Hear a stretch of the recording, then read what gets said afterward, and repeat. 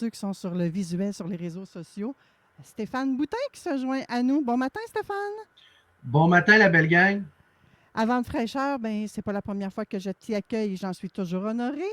Stéphane Boutin, pour ceux qui ne l'ont jamais entendu, il est agent d'aide aux entreprises. Et aujourd'hui, si vous ne le connaissez pas, vous allez voir que c'est un homme qui nous offre des discussions franches. Et aujourd'hui, il va nous parler de ce que vendre en 2006 exige réellement. Fait qu'il n'y aura pas de recette magique, d'après moi, mais il va y Non. avoir du réel, du concret, du vrai. Stéphane, quand Oui, on parle de vente en 2026, tu dis qu'il faut d'abord faire quoi? Regarder la réalité en face, je présume. Qu'est-ce qui a changé concrètement chez les clients? en fait, il y a trois grands axes qu'il faut prendre en considération. Le premier axe, qui est le plus important selon moi, c'est l'endettement élevé des ménages québécois. Hmm. Le deuxième axe, c'est une plus grande délinquance financière. Et le troisième axe, bien, c'est de repenser la façon, je dirais plus la posture de vendre en 2026 comparativement à avant 2020, par exemple. Donc ça, c'est les trois axes qu'il faut voir pour bien comprendre comment s'adapter aux nouveaux critères en 2026 pour bien vendre. OK. Tu parles de l'endettement des ménages. Qu'est-ce que ça change dans les décisions d'achat? Ben, avant l'émission, je suis allé faire une mise à jour des statistiques que j'avais. Ça n'avait pas Oh, changé. Selon Gemini, qui est l'intelligence artificielle de Google, le ratio d'endettement du ménage québécois est de 175 du revenu disponible. Donc, 175 ça veut dire qu'il n'y a, pas, il y a aucune marge possible d'acheter quelque chose ou presque. Ça, c'est une réalité. Ce que ça signifie, c'est que les cartes de crédit couvrent les dépenses courantes. Donc, ça, c'est une donnée euh, majeure qu'il faut prendre en considération lorsqu'on vend quelque chose. Avant 2020, on pouvait vendre vraiment ce que les gens désiraient. Il y a les besoins, il y a les désirs. OK? mhm. Et depuis 2020, la période COVID, tout ça, tranquillement, il y a eu comme une mise en place d'une récession économique, tout ça. Mais déjà, le ratio d'endettement des Québécois en 2020 était déjà élevé. Donc là, il y a eu une augmentation de ce ratio-là. Quand on parle de 175 du revenu disponible, ça devient encore plus ardu pour le vendeur ou la vendeuse de vendre. Et ça va prendre des techniques et des bonnes stratégies de persuasion. Et il va falloir viser vraiment ce que le client veut. Donc ça, il faut prendre ça en considération, l'endettement élevé. Si la Oui. personne pouvait se payer, par exemple, 3 repas au restaurant en 2019, bien, peut-être que là, aujourd'hui, il peut se payer un repas au restaurant par mois et il y a des gens qui ne peuvent plus s'en payer. Là. C'est Alors ça, clair. c'est une réalité. Là, je fais allusion au restaurant parce qu'il y a eu des statistiques qui ont sorti au Canada, c'est-à-dire pas juste au Québec, mais dans les niveaux de province, à l'effet qu'il y a un restaurant sur deux, donc 50 qui crève de. Je vais faire un jeu de mots, là, qui crève de faim. Alors, on comprend pourquoi que les restaurateurs, en ce moment, il y a une espèce de mode qui s'installe, c'est qu'ils coupent les heures où les commerces, où son restaurant est ouvert pour aller Absolument. là où l'achalandage est majoritaire. Oui, en soi, c'est une bonne stratégie. Oui. Euh, c'est sûr que ça Mais c'est demande. décevant pour nous qui Oui. voulons aller au restaurant où c'est moins achalandé, par exemple. Bon, là, on embarque dans ce qu'on appelle la psychologie de la vente. Euh, moi, je dirais peut-être aux restaurateurs de peut-être revoir leur plan de communication pour vendre l'idée. Ça, c'est une autre affaire. Mais en soi, euh, avant, le client était comme le boss. Puis là, on est comme rendu dans une. C'est comme s'il y avait une inversion qui s'était faite depuis 2020. C'est que c'est l'entreprise qui va décider quasiment quand est-ce que tu vas acheter ou tu peux acheter quoi. Oui. C'est un peu comme en immobilier, là. Actuellement, c'est un marché de Absolument. vendeurs. Donc, ça Ben, s'applique aussi à la restauration puis aux autres ventes. ben, c'est parce que ce qui arrive, c'est que c'est en lien avec ce que je viens de dire. Quand ton ratio d'endettement est de 175 du revenu disponible, Tu ne décides pas grand-chose de ce que tu vas faire de ton argent. Tu vas aller à l'essentiel. Oui. Oui. Oui. Puis quand c'est ta carte de crédit qui couvre tes dépenses courantes, comme faire ton épicerie, tu sais, en 2017, tu pouvais peut-être faire ton épicerie avec ta Mastercard, là, mais tu sais, tu remboursais à la fin du mois la totalité de ta carte, fait que tu n'avais pas d'intérêt. Mais là, c'est plus ça. Là, la personne va avoir 2500 pièces de jeu, puis elle va te le remplir. Puis là, à la fin de l'année, elle arrive, puis elle reçoit des mensualités, mon ami. Regarde, elle n'a plus de place pour aller au restaurant. C'est ça la réalité. Donc, probablement, dans la réalité, les paiements sont en retard. Les gens ne respectent pas leurs échéanciers. Donc là, le vendeur, l'entrepreneur, il doit s'adapter à cette façon de faire. Mais en même temps, j'ai envie de dire, il ne faut pas qu'ils deviennent méfiants ou amers ou. Ouais, comment on dit là, avec ça? C'est pas évident. Hein? Bah, en fait, il faut juste dire les choses comme elles sont. Actuellement, c'est pas juste au Québec, c'est partout. Là. Il y a une plus grande délinquance financière. Okay? Moi, j'appelle ça délinquance. Là, c'est le terme qu'on utilise dans la littératie. Là. Mais je veux dire, ça ne fait pas de vous un délinquant. C'est pas ça que je veux dire. Mais les paiements en retard, c'est une réalité maintenant. Et on assiste à une économie de la dictature des mensualités. Je vais m'expliquer là-dessus. C'est-à-dire que depuis 2020, on encourage de plus en plus les gens à acheter des services qui couvrent l'année, mais sur une base mensuelle. Avant, mettons en 2013-2014, on pouvait peut-être avoir, mettons la moyenne des Québécois avait peut-être 8, 9 mensualités à couvrir.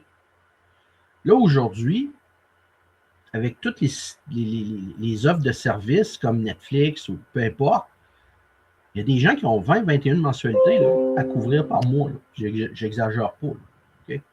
Donc, ça fait de l'argent qui n'est plus disponible. Passer de 9 à 20, ça fait beaucoup de mensualités dans un mois. Puis là, avec les gens qui achètent sur Amazon, tout ça, donc ça fait en sorte que les gens, ben, il faut qu'ils coupent le 25 cents en 50 parties, mettons, ce qui fait que la délinquance financière ben, devient évidente à un moment donné. C'est que la personne va dire, ben là, je vais appeler mon institution financière pour dire que mon hypothèque va peut-être être en retard. Est-ce que vous pouvez m'arranger quelque chose? Parce qu'il faut que je passe mes 15 cartes de crédit avant. Ça, c'est une réalité qu'il faut vivre avec maintenant quand on fait de la vente. Donc, ce qu'il faut comprendre là-dedans, c'est qu'il faut éviter de tomber dans ce piège-là comme vendeur. Moi, il y a 2 choses que je propose de faire, okay, en fonction de ce deuxième axe-là, la délinquance financière. Vous pouvez exiger un acompte. C'est sûr, si vous me parlez du commerce de détail, bien, la personne passe à la caisse et elle paye tout de suite. Ça, c'est pas nécessairement un autres que je parle. Mais si vous vendez, par exemple, des services, par exemple, de coaching ou des choses comme ça, vous pouvez exiger un acompte. Là. Sentez-vous pas mal à l'aise d'exiger un acompte. Parce que faut que vous ayez quelque chose en main. Si, mettons, vous ne récupérez pas la mise complète, mais au moins, il y a un acompte, puis peut-être dans l'année, il va y avoir une autre partie qui va être remboursée. Fait qu'au lieu de perdre 100%, ben, vous allez peut-être en perdre juste 33%. OK? Donc, la perte est... Zéro. Voilà. Zéro. Oui, zéro, exactement.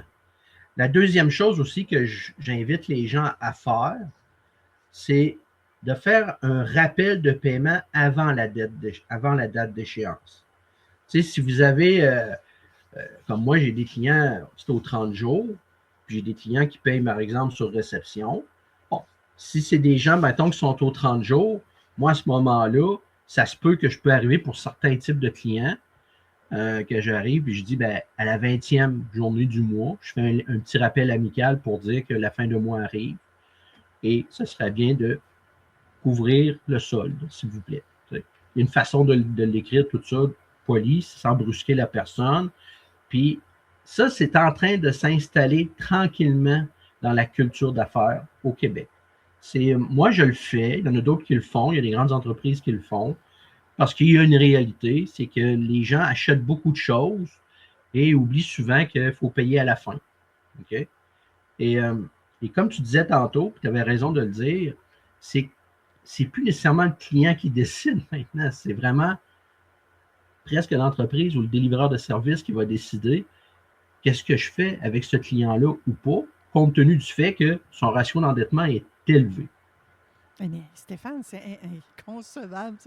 Moi, je vais me faire masser régulièrement, d'accord? Et Oui, je me verrais mal arriver puis dire à ma massothérapeute, ben, ce matin, je te donne 20 piastres, mais je vais te donner 20 piastres à toutes les semaines, mais tu me masses aujourd'hui. ouais. Un massage de 60-90 minutes, c'est au minimum 120 $. Là. Ah, j'en doute pas, mais je te dirais que pour ce type de commerce-là, j'imagine qu'ils se font payer à l'acte. Là. Ça, il n'y a pas de problème pour ça. Mais si, mettons, tu délivres un service à l'année pour un client, euh, puis il est payable en 12 versements, mais ça se peut qu'il y en ait qui sautent un versement ou deux. Là. Donc, c'est Mm. important de le rappeler. Là. Ça, c'est sûr. Mais peut-être qu'il y en a des massothérapeutes. Ça, je laisserai le soin aux massothérapeutes de nous le dire, peut-être vous écrire ici. J'imagine qu'ils ont une baisse de clientèle, eux autres aussi, avec tout ça. Là. Ben, je me souviens dans une chronique précédente, j'avais parlé de fidéliser la clientèle. Quand tu Oui. fidélises ta clientèle, ça t'évite d'être pris avec des mauvais payeurs. Parce que, Donc, retournez écouter les podcasts de Stéphane. C'est ça l'important. ouais, aussi, Oui, tu mais as tout donné. parce que la fidélisation, ça passe pas nécessairement par des cartes points. Là. Souvent, les gens disent j'ai ma carte point de tel supermarché, tout ça. Ça, c'est une stratégie parmi d'autres de fidélisation. Mais moi, ce que je voulais dire aussi aujourd'hui, c'est que le marketing depuis 2020 est beaucoup moins important que le lien que tu développes avec ton client. Moi, je me Hmm. souviens dans les années 2010, 2012, 2013, le site web était super important, puis les gens payaient en ligne, puis tu ne connaissais même pas tes clients ou presque, là, puis l'argent rentrait. Okay. Là, de nos jours, ce que les gens veulent, c'est du lien. Ils veulent savoir avec qui ils font affaire. Est-ce que cette personne-là est intègre? Est-ce que cette personne-là est authentique? Il y a un énorme passif dans le domaine des affaires où beaucoup de gens ont été déçus peut-être d'un mauvais service ou d'une aventure en affaires. Puis ça arrive. Ça, je vais ouvrir une parenthèse là-dessus. Les échecs font partie de l'apprentissage en affaires. Okay? Et ici au Québec, contrairement aux États-Unis, si tu vas aux États-Unis, quand tu as échoué, tu es considéré comme un winner parce que tu as appris le roulement, comment ça marche le monde des affaires. Tandis qu'ici, quand tu as un échec, on essaye de cacher ça puis de dire, ben, il va falloir apprendre à vivre avec les échecs. Surtout dans une période où actuellement, euh, les entreprises sont malmenées par la délinquance financière, les mauvais paiements, ces choses-là. Donc, ça se peut qu'il y ait des entreprises qui aient des difficultés. Puis, il faut comprendre ça. Il faut être assez mature pour comprendre ça, pour dire qu'avec un ratio d'endettement de 175 du revenu disponible par ménage québécois, en moyenne, parce que quand on dit 175, ça veut dire qu'il y en a qui sont à 300. Là. C'est ça que je veux dire, c'est une moyenne. Okay? Donc, là, il faut revenir les deux pieds sur terre et dire, quand je suis en affaires, je vais avoir des mauvais payeurs. Si je suis une entreprise, ça va être plus difficile pour moi de d'avoir de l'approvisionnement pour mes choses. Ça se peut aussi. OK? Puis, ça va vouloir dire que je ne cherche plus à combler un désir chez le client, mais vraiment ce qu'il a de besoin. Et plus qu'on s'approche du besoin d'un client, plus que le lien devient important avec le fournisseur de services. Hmm. Alors, Les, les besoins oui, fondamentaux dans la pyramide de Maslow, puis il y en a beaucoup qui sont là. Là. Mais il y en a peut-être qui sont en haut du top aussi, là, à la réalisation de soi. Donc, de bien connaître cette pyramide-là, Stéphane, moi, je pense que ça l'aide, mais peut-être que tu n'es pas du même avis que moi, puis ça serait OK. non, je suis d'accord. Je veux dire, je pense que la pyramide des besoins de Maslow, c'est une réalité. Là. Écoute, si ta priorité dans la vie, c'est Netflix avant de payer ton prêt hypothécaire, c'est ton affaire. Tu sais. Mais je veux dire, c'est sûr que tu vas avoir des problèmes à un moment donné à te loger. Hmm. C'est juste que dans une économie où les gens ont moins d'argent de disponible, si tu veux vendre, il faut vraiment que tu t'en tiennes à ce qu'il a de besoin. Ceux qui ont des désirs et qui ont les moyens de combler leurs désirs, ben oui, il y en a dans notre société. C'est juste qu'il y en a peut-être moins qu'en 2015. C'est ça que je veux dire. Il y a des gens qui vont dire, ouais, mais il y a des revenus ont augmenté. Ouais, Ouais. les salaires ont peut-être augmenté, mais je ne sais pas si vous avez été à l'épicerie dernièrement, mais les prix ont augmenté aussi. Les loyers ont augmenté aussi. Parce que le message qui est envoyé dans une économie, c'est que quand les salaires montent, ben, tous ceux qui vendent de quoi, ils montent le prix. C'est en train de dire que tu as de l'argent de plus à te dépenser. Donc, ça, c'est une réalité. Là. Fait que c'est un indicateur, mais ce n'est pas nécessairement un indicateur que l'économie va bien. C'est un indicateur qu'il y a de l'inflation, qu'il y a un gonflement des prix. Donc, quand tu veux vendre de quoi, il faut que tu sois en situation d'offrir au client un lien de confiance. Et c'est très, très important en 2026 si tu veux développer ta fidélité avec lui. Tellement. Je suis d'accord avec ça, Stéphane, moi. Je ne sais pas si nos auditeurs sont d'accord ou pas. Ils peuvent nous texter, hein, 88 903 5969 pour nous dire ce qu'ils en pensent. Stéphane, quand on est vendeur, là, on a une job en vente, là. Oui. Comment on fait pour s'en sortir dans tout ça? Ben, avant, je me souvenais, si mettons, on remonte il y a une vingtaine, une trentaine d'années, tu trouvais une job dans le domaine de la vente, puis tu pouvais passer 10, 15 ans à la même job. Tu étais vendeur, tu vendais des chaussures, tout ça. De nos jours, c'est pas exagéré de penser de visualiser ta job de vente à la semaine. À la semaine? À la semaine. Parce pas que. à la journée, pas au mois, pas à l'année, à la semaine. À la semaine. Explique-nous pourquoi. OK. C'est parce qu'actuellement, il y a beaucoup de roulement de personnel pour toutes sortes de raisons. Parce que les gens maintenant doivent cumuler plusieurs emplois pour arriver à avoir un revenu décent pour payer, comme je disais tantôt, les multiples mensualités auxquelles ils font face. OK? Donc, quand tu trouves une job dans une boutique de vente, je pense qu'il faut voir ça comme étant une opportunité sur le moment et que tu as le défi de vendre dans un contexte où c'est difficile, plus difficile qu'il y a 20 ans, par exemple.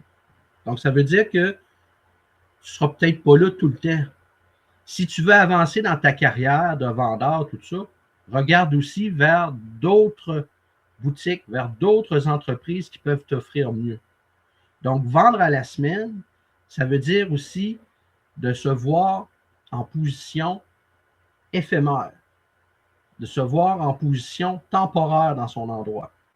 Là, je ne parle pas de la personne qui a fondé son entreprise puis qu'avant, c'était elle l'entreprise, elle peut rester là 20 ans, il n'y a pas de problème.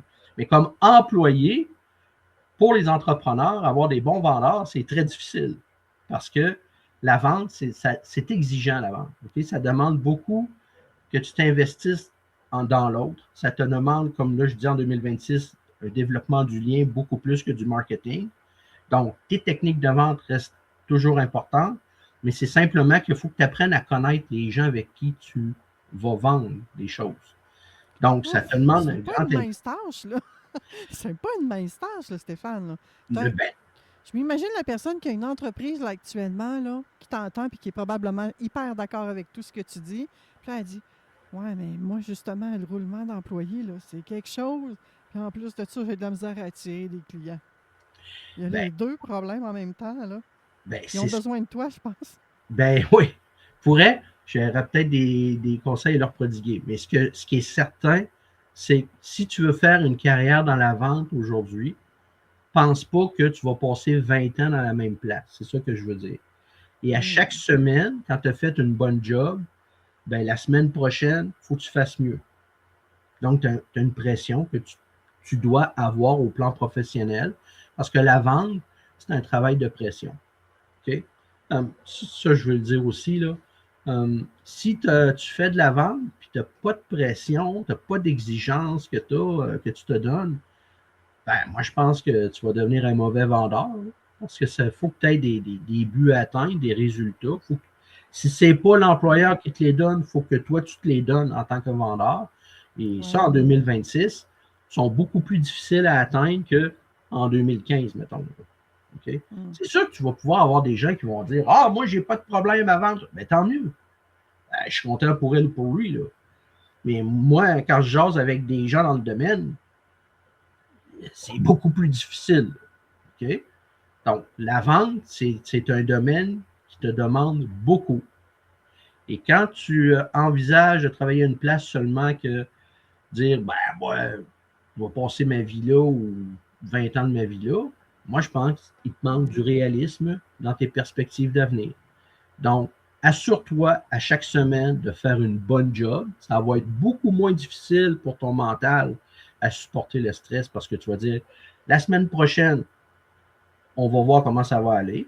Fait que si tu reçois à un moment donné un avis comme quoi ta job elle se termine à la fin du mois, mais tu n'es pas nécessairement découragé. Là. Tu vas pouvoir arriver déjà te mettre en chemin pour te trouver un autre job dans le domaine de la vente. Donc, la vente, ça reste tout le temps quelque chose d'ouvert et de possible à faire, mais en 2026, soyez réalistes. Ceux qui viennent acheter dans vos boutiques ou dans votre plateforme Internet ou peu importe, ils n'ont pas les mêmes moyens qu'il y a 10 ans, mettons. Okay? Gardons ça à l'esprit. Ouais. Donc, À ça. cette heure, il faut viser juste. Là. Je vois la cible, là, mais il faut que ma flèche elle atterrisse dans le centre. Là. Je fais quoi? Ouais. Sans Moi, m'épuiser. c'est ça. Il y a 3 conseils que je prodiguerais aujourd'hui dans cette chronique. D'abord, viser juste, pour te paraphraser. Ensuite, il va falloir travailler plus que jamais. Et enfin, revenir à ce que je parlais il y a une chronique précédente, avoir un tableau de bord. Commençons par le premier point, viser juste.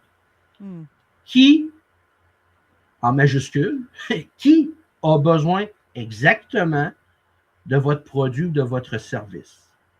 Okay? Si déjà vous êtes capable de vous poser cette question-là, ça va vous aider énormément à vendre.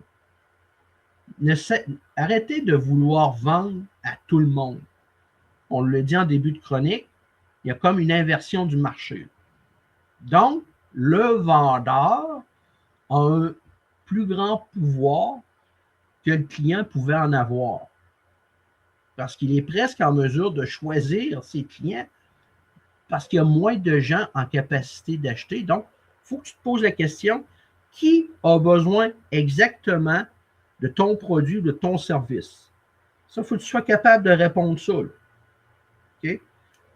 On fait un lien avec ce que je disais tantôt. Les gens veulent de l'authenticité plus qu'un beau crémage sur le gâteau.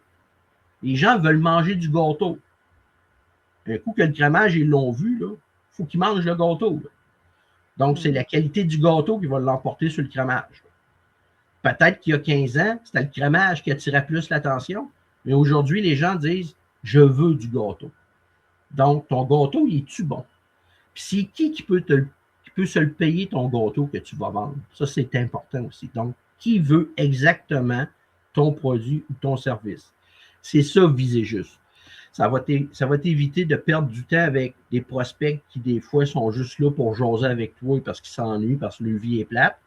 Ça va t'éviter également d'avoir des prospects ils savent qu'ils n'ont même pas l'argent pour venir acheter tes affaires, mais ils te font perdre du temps pour une raison psychologique que j'ignore. Et tu as des prospects qui, eux autres, sont sérieux puis qui veulent acheter de quoi, puis ils vont te poser des questions. Travaille avec ce monde-là. Parce que si tu perds trop de temps à vouloir plaire à tout le monde, là, je te le dis tout de suite, tu vas vendre beaucoup moins qu'avant. Donc, vise juste. Tout le monde est mon client. Hein? On entend ça parfois.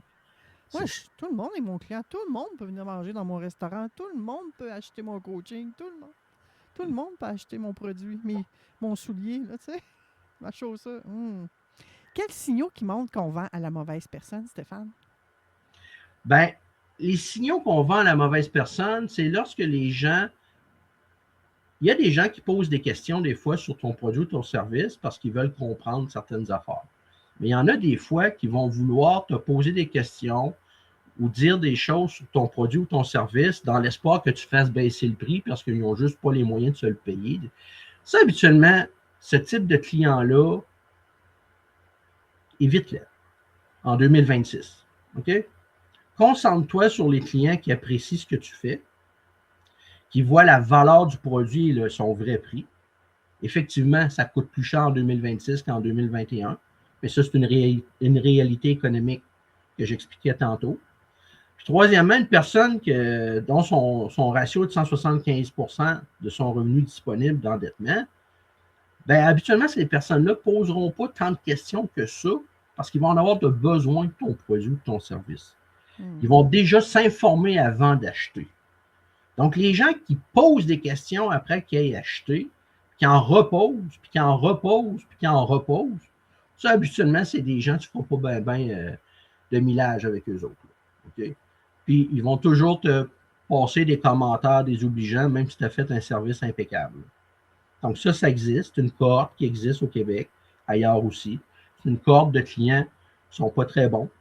Ce n'est pas nécessairement les meilleurs payeurs au monde. Ce n'est pas celui qui va t'acheter le plus de produits ou de services non plus.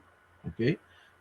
Si tu veux les vendre des choses, vendre des choses. Mais moi, j'aimerais mieux vendre à des gens qui sont fidèles à mes produits et services et qui en rachètent constamment. Oui. Hein? Bon. Ça, c'est un indice qui est important de voir. Les questionneux que j'appelle. Les questionneux, oui. Qui restent pris dans leur pattern, moi, je dis. Oui. Tu voulais nous donner un deuxième conseil, Stéphane? Oui. Soyez plus travaillant que jamais. Le marketing avant 2020, c'était quasiment. Ton marketing égalait ton branding quasiment. C'est-à-dire, l'image que tu projetais te générait des prospects. Donc, il y avait une économie d'efforts par les sites web, par les réseaux sociaux, tout ça. En 2026, dans l'ère post-COVID, tout ça s'est changé. Si tu ne travailles pas pour fidéliser tes clients, si tu ne travailles pas pour vraiment vendre le meilleur produit ou le meilleur service, je regrette de vous le dire ou de te le dire, mais tu es dans la 3 petits points. Tes compétiteurs vont te manger, puis ils vont faire une bouchée avec toi. OK? Travaille plus que tu ne travaillais avant pour vendre à tes meilleurs clients et à des bons clients. C'est ça qu'il faut retenir aujourd'hui. Le travail amène le succès.